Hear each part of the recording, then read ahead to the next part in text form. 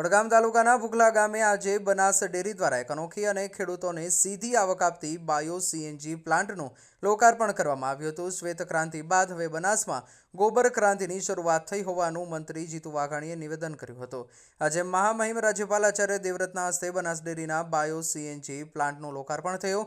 કાર્યક્રમમાં વિધાનસભા અધ્યક્ષ શંકર ચૌધરી, મંત્રી જીતુ વાઘાણી તેમજ બનાસકાંઠા ડેરી અને સુઝુકીના અધિકારીઓ અને પદાધિકારીઓ ઉપસ્થિત રહ્યા હતા। આ પ્રોજેક્ટ અંતર્ગત રોજના 1 લાખ કિલો એટલે કે 100 મેટ્રિક ટન ગોબર ખેડૂતો પાસેથી ખરીદવામાં આવશે। ગોબરના પ્યુરિફિકેશન બાદ બાયો સીએનજી તૈયાર થશે, જેના થકી હવે ગોબરથી પણ ગાડીઓ દોડશે। આ વ્યવસ્થા દ્વારા ખેડૂતોને દૂધ સિવાય ગોબર અને ગૌમૂત્રમાંથી પણ વધારાની આવક મળશે। વેસ્ટ નહીં, વેલ્થ છે। આ વાત દેશના પ્રધાનમંત્રી મોદી સાહેબે કેટલાક વર્ષો પહેલાં બનાસને કહેલી। બનાસે સૌ પ્રથમ દામામાં એક સીએનજી માટેનું પ્લાન્ટ નાખ્યું, ગોબર ગેસ પ્લાન્ટ, અને એ પછી હવે 3 નવા પ્લાન્ટ એ અત્યારે કાર્યરત થઈ રહ્યા છે। આજે વડગામના ભુખલા ગામે રોજનું 1 લાખ કિલો 100 મેટ્રિક ટન જેટલું ગોબર ખેડૂતો પાસેથી ખરીદીને પ્રતિદિનના 1 લાખની આવક ખેડૂતોને ગોબરની મળે 1 લાખ કિલોમાંથી, તેવો એક આ પ્લાન્ટ કર્યો છે। વેલ્યુ એડિશન કરીને તેમાંથી ખાદ, પ્રોમ, લિક્વિડ ખાતર, ધરતીને ફળદ્રુપ કરવા માટે, ઝેરમુક્ત કરવા માટેનું ખૂબ મોટું અભિયાન છે। સાથે સાથે સીએનજીને પ્યુરિફિકેશન કરીને બાયો સીએનજી કરી અને અહીંથી જ ગાય ભેંસના છાણના ગેસમાંથી ગાડીઓ ચાલતી થાય તેની જે ક્રાંતિ બનાસે કરી છે, તેનો એક આ નવો પ્લાન્ટ આજે મહામહિમ ગવર્નર સાહેબના હાથે લોકાર્પણ છે। માન્ય કૃષિ મંત્રી જીતુભાઈ વાઘાણીજી પણ આવી રહ્યા છે। હું ગુજરાતના સૌ લોકોને અભિનંદન આપીશ કે ગુજરાતે એક આ નવી ક્રાંતિ કરી છે, બનાસના ખેડૂતોએ એક આ નવી ક્રાંતિ કરી છે। દૂધની આવક મળતી હતી, હવે દૂધ સિવાય ગોબર અને ગૌમૂત્ર બંનેમાંથી પણ આવક મેળવતા ખેડૂતો થાય તો એની ઇકોનોમી ઘણી વધી શકે, અને તેના માટેનું આ મોટું કામ ગૌમૂત્ર અને ગોબર એમાંથી પણ આવક મેળવવા માટેનું ખૂબ મોટું કામ થઈ રહ્યું છે।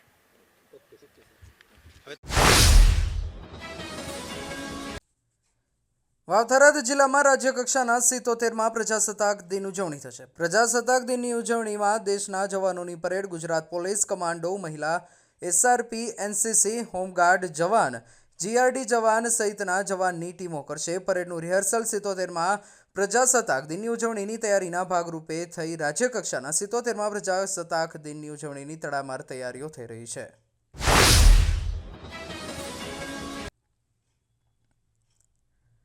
ભાભર તાલુકાના ચેમ્બુવા નવા અને ચેમ્બુવા જૂના ગામે અતિવૃષ્ટિથી ખેડૂતોને ખેતી પાકમાં મોટા પ્રમાણમાં નુકસાન થયું હતું, જેમાં સરકાર દ્વારા સહાય પેકેજ જાહેર કરવામાં આવ્યું હતું, જેમાં ખેડૂતોને પૂરતા પ્રમાણમાં સહાય ન ચૂકવવામાં આવતા ચેમ્બુવા ગામના ખેડૂતોએ ભાભર મામલતદાર અને ભાભર તાલુકા પંચાયતમાં આવેદનપત્ર આપીને યોગ્ય વળતર આપવામાં આવે તેવી માંગ કરી હતી અને તાલુકા પંચાયત ખાતે જય જવાન જય કિસાનના નારા લગાવ્યા હતા। ખેડૂતોની વેદનાને લઈ અને આજે તાલુકા પંચાયત અને મામલતદાર કચેરી ખાતે ચેમ્બુઆ નવા અને જૂનાના ખેડૂતોએ આવેદનપત્ર આપી અને સાહેબને રજૂઆત કરી છે કે જે 10,000 કરોડનું પેકેજ કૃષિ સહાયમાં ખેડૂતોને આપવામાં આવ્યું છે, એમાં થોડો ઘણો અન્યાય થયો હોય એવું ક્યાંક ને ક્યાંક દેખાઈ રહ્યું છે। 100 ને એમના જે સર્વે અધિકારી આવ્યા એમણે 135 જણનું ગામમાંથી સર્વે કર્યું અને સીટ બની 135 જણની, પણ 135 જણને જ એમના ખાતામાં સહાય જેવી સહાય મળી છે અને બીજા ખેડૂતોને ક્યાંક વધારે મળી છે।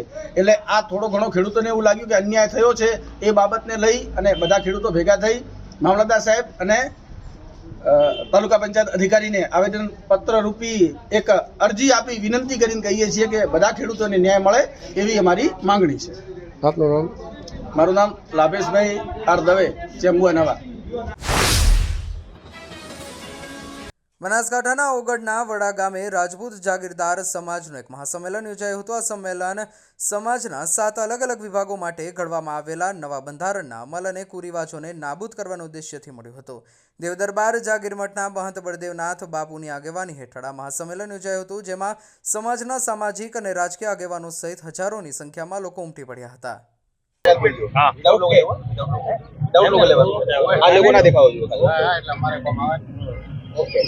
ઓકે, શું કહેશો આજે રાજપૂત સમાજનું મહાસંમેલન? જય ઓગળા રાજપૂત સમાજનું એમ કે આ બંધારણ થાય એમાં કોકરેજ તાલુકામાં અને જીવાડા દેકાવાડા બધાય 7 પરગણામાં આ બધું થાય એ સારું છે.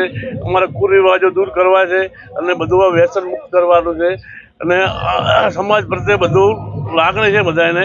દરબાર સમાજ છે, રાજપૂત સમાજ છે. ઓકે, તમારું નામ? જય ઓગણનાથ. હું આગેલા ચેર જિમ્મેદારથી ગામ મેડકોસ ચાલુ સરપંચમાં. હું અહીંયા આપણે વગર તાલુકાની અંદર જાગીરદાર સમાજ રાજપૂત ને અહીંયા બંધારણ વિશે અને શૈક્ષણિક રીતે જે આપણે અહીંયા મહાસંમેલન જ્યારે રાખવામાં વડા મુકામે આવ્યું છે, ત્યારે સૌ અમારે આખા ગુજરાતથી જે સમાજના ભાઈઓ જે પધારેલા છે એમને સાથે લઈ અને ચાલવાનું છે. અને જે વધારાના ખર્ચા માટે જે આપણે આયોજન રાખેલું છે, જે મહાસંમેલન, એમાં સૌ બધાની રીતે પોતપોતાની જવાબદારી એમને સંભાળી છે.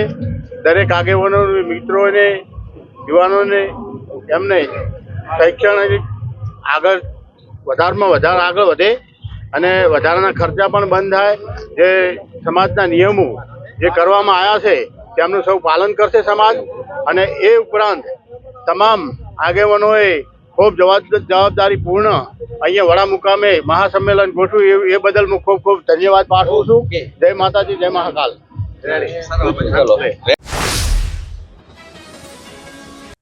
રબારી સમાજના ધાંધાર પાટણવાડા પરગણાના વડીલો, આગેવાનો અને યુવાનોની બેઠક ચંડીસર ઝાપડી માતાજીના મંદિર ખાતે યોજાઈ હતી, જેમાં ડીસા ખાતે યોજાનાર રબારી સમાજ મહાસંમેલનમાં રબારી સમાજના ભાઈઓ અને બહેનોએ રબારી પહેરવેશમાં પધારવા માટે હાકલ કરી હતી. આગામી તારીખ 25 જાન્યુઆરીને રવિવારના રોજ ડીસાના શમશેરપુરા ખાતે યોજાનાર રબારી સમાજ બંધારણ મહાસંમેલન નિમિત્તે રબારી સમાજના શિક્ષણ પ્રેમી ભામાશા અને ધારાસભ્ય માવજીભાઈ દેસાઈ તેમજ ડીસાના પૂર્વ ધારાસભ્ય ગોવાભાઈ દેસાઈ અને યુવાન આગેવાન નરસિંહભાઈ જોટાણા રવિવારે ચંડીસર ખાતે રબારી સમાજ ધાંધાર પાટણવાડા પરગણાને આમંત્રણ આપવા માટે આવ્યા હતા. બેઠકમાં રબારી સમાજ ધાંધાર પાટણવાડા પરગણાના આગેવાનો અને યુવાનોએ પરિવાર સાથે સંમેલનમાં ઉપસ્થિત રહેવાનો હુંકાર વ્યક્ત કર્યો હતો.